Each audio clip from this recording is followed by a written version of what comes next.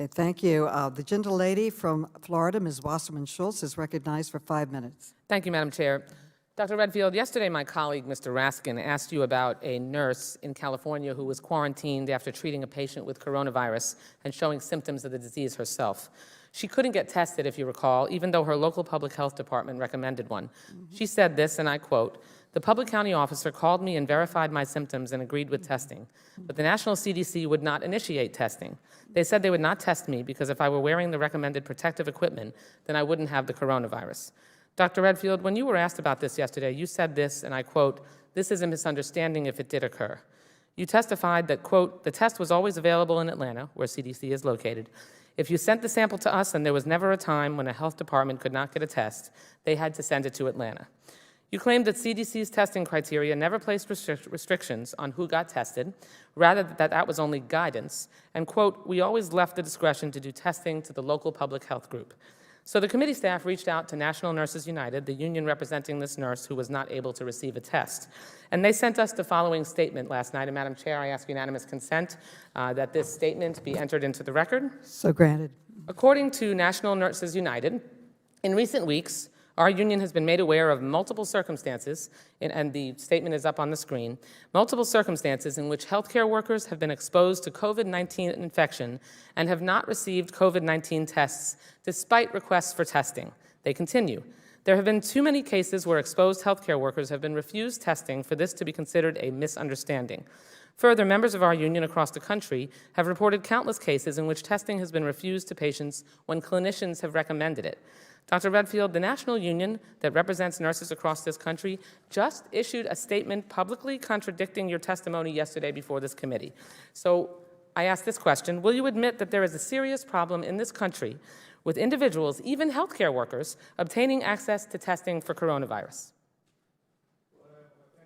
You have to turn your mic on. Thank you for your question, Congresswoman. You're welcome. I'm going to be looking into this in depth, as I said yesterday. Clearly, we need to protect the healthcare workers on the front lines.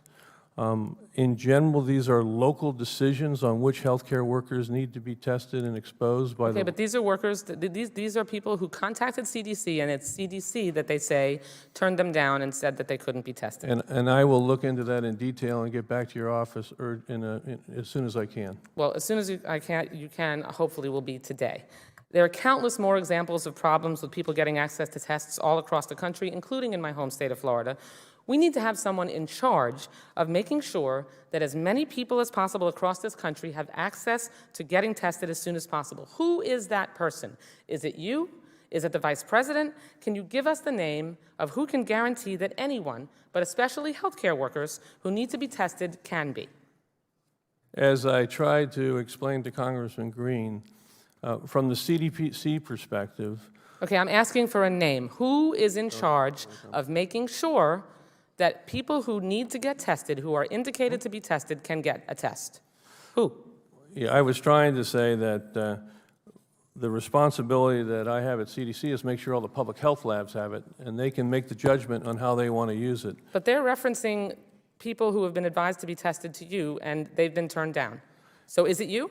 As I said, I'm going to look into the specifics. I know that. There. So basically you're saying, for claiming my time, basically you seem to be saying, because you can't name anyone specifically, that there's no one specifically in charge that we can count on to make sure that people who need to be tested, healthcare workers or anyone else, there's not one person that can ensure that these tests can be administered.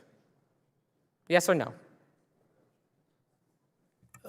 My colleague is looking at me to answer. Here we go. Okay. All right. So, and I do have another question, so if we can kind of get so very to the meat of quickly, the question. the system is not really geared to what we need right now, what you are asking for. That is a failing. And failing, yes. It is a failing. I mean, let's admit it.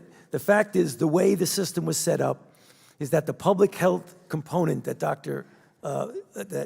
Redfield was talking about was a system where you put it out there in the public and a physician asks for it and you get it. The idea of anybody getting it easily, the way people in other countries are doing it, we're not set up for that.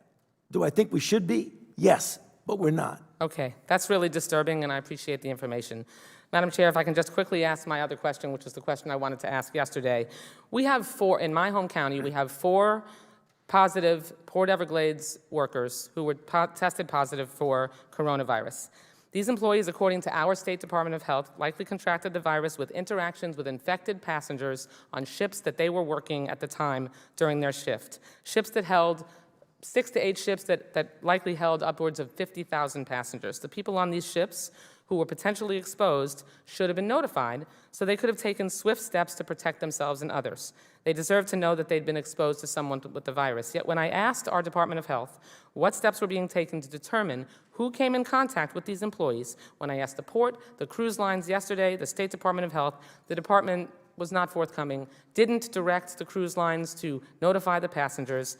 Instead of being forthcoming with me, the public and those passengers, I couldn't get a straight answer from the Department of Health, and they said that they were going by CDC guidelines. So, Mr. Redfield, Dr. Redfield, what are the CDC guidelines for notifying people who have potentially been exposed to a confirmed coronavirus case? And shouldn't passengers on the relevant ships worked by the Port Everglades employees who have coronavirus been notified in a timely manner so they can take precautionary measures? They still haven't been notified. Thank you very much again for both your concern and your question. I know you got a chance to speak to Admiral Redd, I think, yesterday about that. Yes. And CDC last night spoke with the Princess Cruise staff about this situation. They agreed to send a notice to all passengers on the ship where the greeters have worked. We're obviously in contact today with the Florida Health Department. We would concur that individuals that have been exposed, particularly in a cruise setting, should be notified. I think the controversy here, Congressman, is I think the state actually thinks they may have gotten infected in the community, but I think we should err on the side of concern and get these passengers notified. Respectfully, the State Department of Health specifically said in the epidemiological study that they did, they had not these employees had not traveled internationally, and they had not had contact in the community with anyone with coronavirus.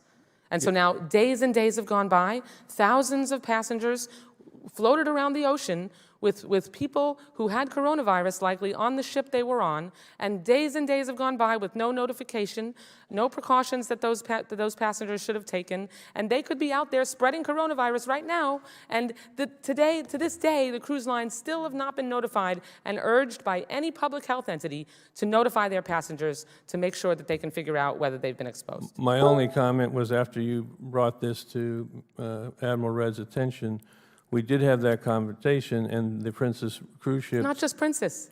This is the The member's time has expired, but the witness second may bit. answer the Thank you. question. Thank you. I just said that based on that, the company, the cruise ship staff agreed to send a notice to all passengers that were on a ship in which any of these greeters worked. Madam Chair, I just want to point out, it was not just Princess Cruise Lines. This is the second largest cruise port in the world, and there is more than just Princess Cruise Lines that these employees worked. We will follow up to see with the state that any ship that had passengers that these individuals could have exposed will be notified. Thank you, and I deeply appreciate the member's indulgence. Okay, the gentleman from South Carolina.